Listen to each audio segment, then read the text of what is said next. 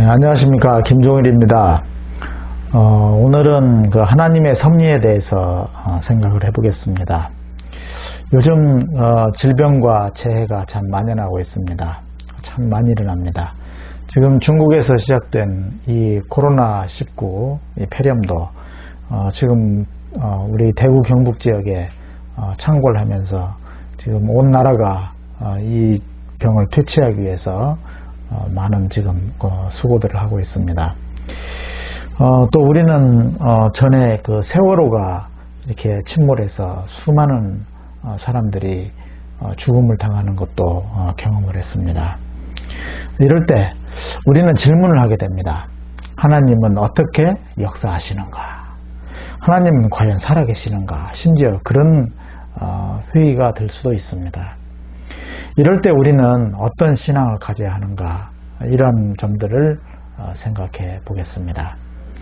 성경에는 하나님께서 인간사 모든 부분을 다 섭리하신다 이렇게 말씀하고 있습니다. 심지어 머리털까지도 다 세신 바 되었다. 공중에 나는 새들도 하나님께서 허락하지 않으면 떨어지지 않는다. 이런 말씀까지도 있습니다. 우리가 이런 말씀들을 또 어떻게 이해해야 할 것인가 굉장히 중요한 문제이겠습니다. 그러면 이제 하나님의 섭리 방식을 좀 구체적으로 알아보겠는데요. 먼저 하나님은 이 자연의 원리를 이용하셔서 이 자연 섭리 방식으로 섭리하신다고 하는 점입니다. 하나님은 이 우주와 이 자연을 지으신 분인데요. 그래서 자기 자신이 세우신 어떤 자연의 원리와 그 법칙이 있습니다. 그래서 그 원리에 따라서 섭리하시는 것이죠. 그래서 예를 들면 높은 그 교회 종탑의 꼭대기에다가 피르침을 달지 않습니까? 우리가 하나님을 만약에 그냥 늘 초자연적으로 개입하시는 분이라고 생각한다면 피르침을 굳이 달 필요가 없습니다.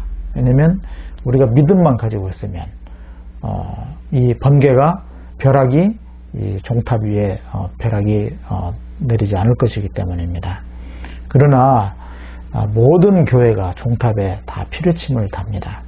그것은 이 피르침을 달므로써 이 벼락을 막을 수가 있다는 자연 원리가 있기 때문에 그렇습니다. 그래서 과거에는 이제 벼락은 하늘의 징벌이라고 생각을 했지만은 지금은 우리가 이것을 자연 현상으로 이해하고 있지 않습니까? 그래서 이제 자연을 통해서 자연 원리를 가지고 섭리하시는 그 하나님을 우리가 생각해야 합니다. 그리고 자연의 그 원리를 이렇게 파괴하면 매우 심각한 그런 문제들이 발생합니다. 그래서 자연의 원리를 하나님이 지키시는 것이 매우 중요하지요. 예를 들면은 지금 지구 온난화로 인해서 전에 그 호주에 큰 산불이 일어나서 막심한 그런 피해를 입었지 않습니까? 이런 것도 보면은 이 자연의 원리를 거스르는 인간의 어떤 지나친 개발이라든지 어떤 이산화탄소를 많이 배출한다든지 하는 이런 문제로 자연의 원리가 지금 이렇게 파괴당하는 것입니다. 그렇기 때문에 아주 심각한 문제들이 발생하는 것이죠.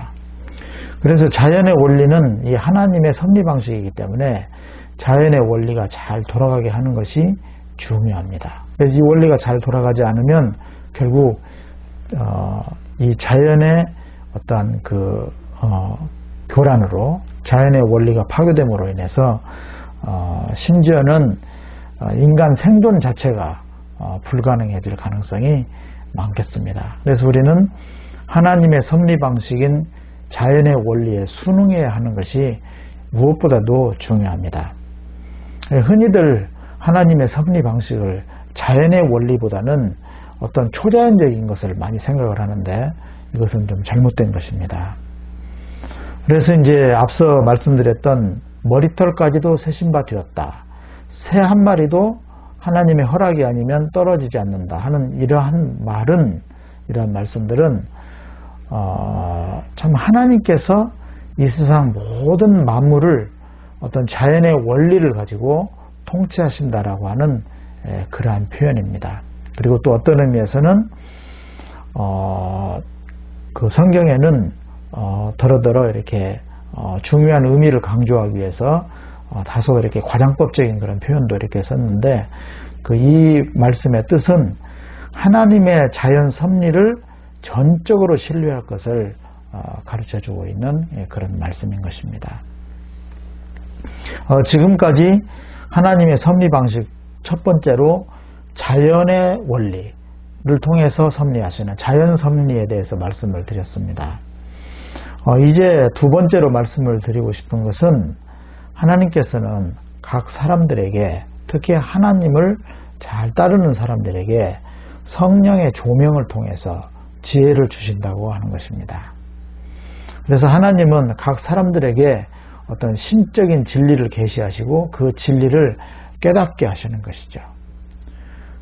그래서 성령의 조명을 받으면 우리가 어떻게 살아가야 할지를 안내받게 되는 것입니다. 이것이 굉장히 중요합니다. 하나님의 중요한 섭리 방식이죠. 그래서 이러한 성령의 조명을 받으면 인간사 모든 부분에서 하나님의 인도하심을 받을 수가 있는 것입니다. 그러면 성령의 조명은 어떻게 받을 수 있는가? 성령의 조명은 성경 말씀을 기반으로 묵상하고 기도하고 성경을 연구함으로써 성령의 조명을 받을 수가 있습니다. 그래서 성경 연구가 매우 중요한 것이죠. 그래서 성경 연구를 위해서는 성경만 보아서는 또 안 되고 인문학이나 과학 같은 그러한 주변 학문의 도움도 필요한 것입니다. 그럼 이제 성령의 조명을 받은 사람들이 이제 무엇을 했는가? 하나님의 섭리에 어떻게 동참했는가? 이것을 보겠습니다. 복음 선교, 또 노예 해방 운동, 인종차별 철폐 운동 이런 데 앞장섰던 사람들은 다 성령의 조명을 많이 받은 사람들입니다. 또한 빈민이나 난민들을 구호하고 또 교육이나 의료사업하고 이런 분들도 성령의 조명을 받아서 그렇게 했던 것이죠. 또 성령의 조명을 받은 사람들은 사회 각 영역에서 하나님의 뜻에 합당하게 순종하면서 하나님의 섭리를 이렇게 하나님의 섭리를 이루어 나갔던 그러한 것을 볼 수가 있습니다. 성령의 조명을 받은 사람들은 주님께서 우리를 사랑하신 것처럼 서로 사랑하는 그런 삶을 사는 것이죠. 이렇게 함으로써 이 세상에서 하나님의 나라가 이루어지도록 하는 그러한 일들을 해나가는 것입니다. 사랑의 실천으로 하나님의 나라를 넓혀가는 것이죠. 지금까지 두 가지를 말씀을 드렸습니다. 자연 섭리로서 섭리하시는 하나님, 그 다음에 성령의 조명으로서 사람들을 깨닫게 하셔서 감화를 주시고 깨닫게 하셔서 섭리하시는 성령의 조명. 이제 마지막으로 세 번째 하나님의 초자연적인 섭리, 초자연적인 개입에 대해서 말씀을 드릴까 합니다. 성경에 보면은 초기 신약시대, 예수님 시대죠. 그리고 제자들을 통해서 이러한 초자연적인 그러한 그 개입이 많이 나타났습니다. 그래서 성경을 보면 복음서나 사도행전이나 이런 데 보면 아주 그 초자연적인 그런 기적으로 귀신이 쫓겨나가고 눈먼 사람이 뜬다든지 오병이어의 기적이 일어난다든지 이런 것들을 볼 수가 있습니다. 그러나 지금은 좀 다릅니다. 지금은 이 초자연적인 개입이 아주 희귀합니다. 어떤 분은 그것이 이제 끝났다 이렇게 말하시는 분들도 있는데 끝났다 이렇게 단정하기보다는 초자연적인 그런 개입이나 이적이 아주 희귀하다 이렇게 말하는 것이 옳겠습니다. 그래서 일상의 삶에서 이러한 초자연적인 섭리를 기대하기는 사실상 매우 어렵습니다.